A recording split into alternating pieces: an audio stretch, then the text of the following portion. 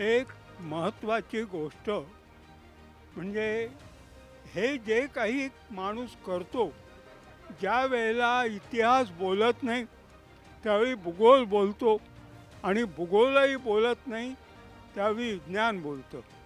सर्व साक्षी ह्याचा जे भगवान शंकर आहेत ह्याचा त्यांचा जो महाराष्ट्र आहे, त्या महाराष्ट्राच्या पायतळीच्या दगडापासनं आकाशातल्या ग्रहताऱ्यांपर्यंतचा त्याला इतिहास आहे. पण तो कोणी शहरामध्ये फारसा अभ्यासलेला नाही आहे. हे जे व्यासपीठ आहे, जिथे आता आम्ही उभे आहोत, त्याला व्यासपीठ इतक्यासाठी म्हणतात, व्यासोच्छिष्टम जगत सर्वम.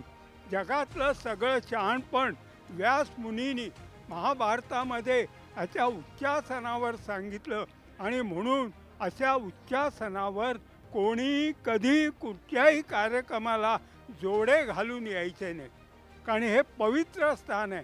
याच त्या उच्चासनावर सगळ्या मान्यवरांचे फोटो आणि त्यांची प्रतीक असतात.